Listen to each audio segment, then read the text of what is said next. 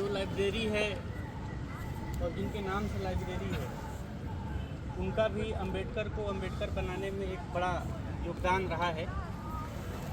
जब मैं आ रहा था तो सोच रहा था कि क्या बात रखूँगा मैं, कैसे अंबेडकर को कैसे देखा जाए, कैसे समझा जाए, कैसे क्या किया जाए। तो जैसे हम लोग बचपन में जब रामायण आता था ना, तो राम जी को देखते ही हाथ जोड़ लेते थे, क्योंकि भारत में एक परंपरा है संतवादी परंपरा। तो हम जिसको चाहते हैं ना उसको संत बना देते हैं, उसका फिर क्रिटिकली हम कुछ सोच नहीं पाते। तो मैं अपने बच्चों से जब एक हमारे में पॉलिटिकल साइंस में पेपर है समानता का, न्याय का, तो मैं हमेशा एक अपने से उदाहरण देता हूँ, और मैं इस उदाहरण के माध्यम से आप जितने लोगों ने भी बातें रखी उसको मैं समेटने की कोशिश करूँगा। मैं ये बोलता हूँ कि अच्छा देखो, मैं कितना मतलब प्रिविलेज लेके पैदा हुआ हूँ। मैं अपने आप को बोलता हूँ कि मेरा देखो कि मैं कितना प्रिविलेज लेके पैदा हुआ हूँ।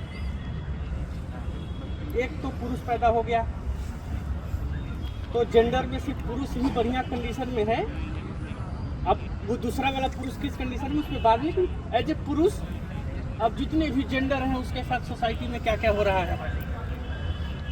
तो एज ए पुरुष पैदा होने से मुझे बहुत सारा प्रिविलेज मिल गया, अन्य जेंडर की अपेक्षा, अन्य जो सेक्सुअलिटी है उसकी अपेक्षा मुझे ज़्यादा प्रिविलेज है। दूसरा, राजपूत घर में पैदा हो गया, कास्ट डिस्क्रिमिनेशन मुझे कभी हुआ ही नहीं। मतलब कभी मैं किसी को ऐसा नहीं कि मैंने गिलास दिया और किसी ने कहा कि नहीं तुम्हारा छुआ हम नहीं पियेंगे, ऐसी बातें मेरे साथ तो हुई नहीं। तो इस मामले में भी मुझे मतलब प्रिविलेज मिल गया।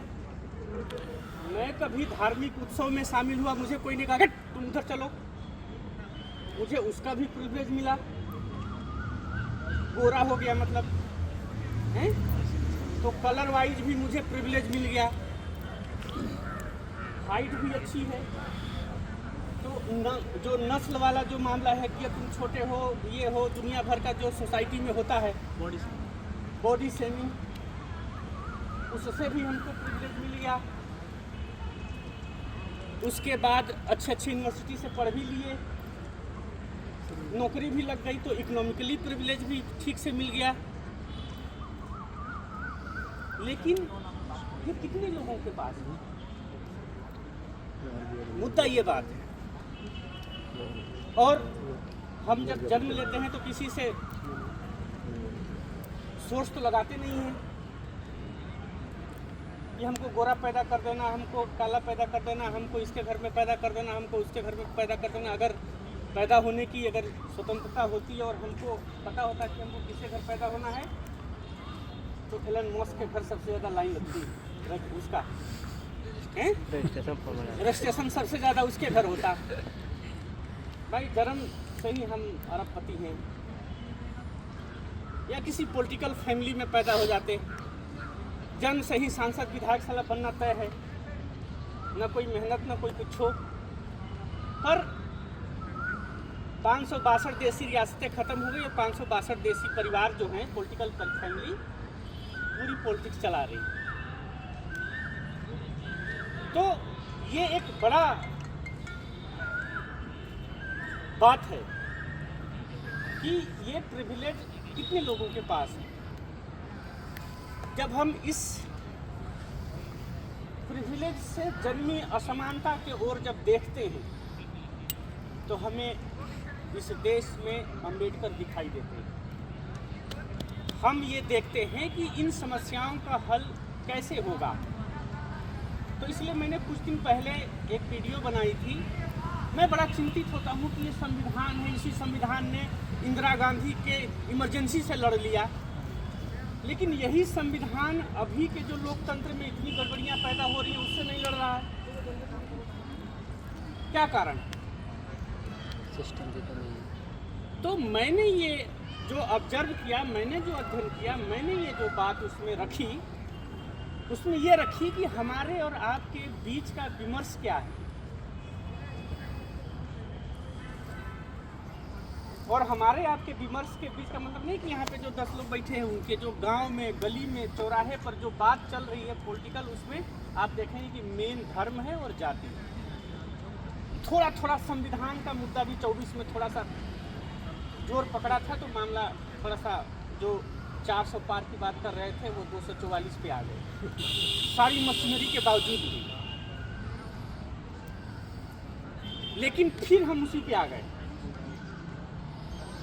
फिर हम वही फिर जाति पे आ गए, फिर वही धर्म पे आ गए, फिर संविधान गायब है। और जब जब संविधान गायब होगा तब तक आसुरी शक्तियाँ, जितने भी जो राइट विंग हो चाहे लेफ्ट विंग हो, चाहे वो जो चाहे मुस्लिम कट्टरपंथी हो चाहे हिंदू कट्टरपंथी हो, सबका भाव बढ़ जाएगा। तो इसलिए एकदम व्यवहारिक बात है कि जब तक इस देश में संविधान का विमर्श गली चौराहे ठेले दुकान पे जब तक आके खड़ा नहीं होगा तब तक मामला बनेगा नहीं।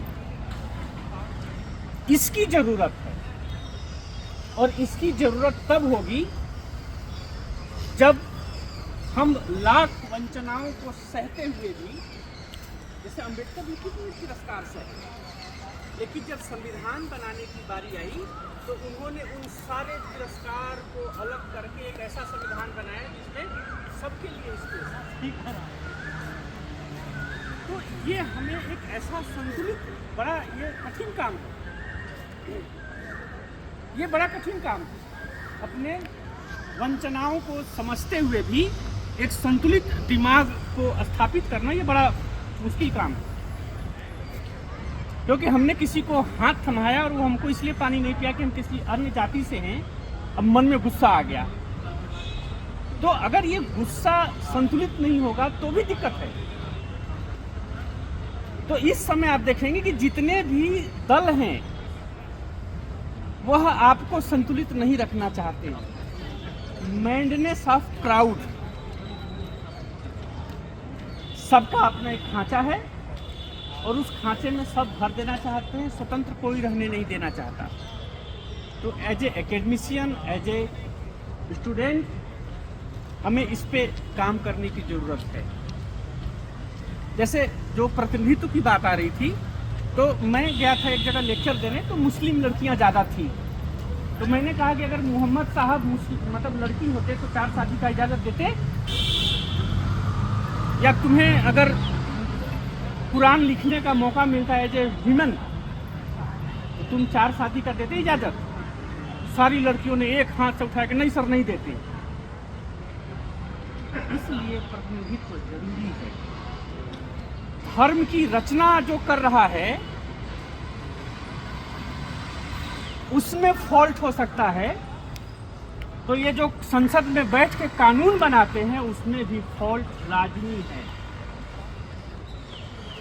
इसलिए ये जरूरी हो जाता है कि हमें ये मांग करनी चाहिए कि जैसे महिलाओं के लिए सीटें आरक्षित हो गई हैं, ST SC के लिए सीटें आरक्षित हो गई हैं, उसी तरह से कम 2 राज्यसभा में और कम से कम 10 लोकसभा में ट्रांसजेंडर के लिए भी सीटें आरक्षित होनी चाहिए।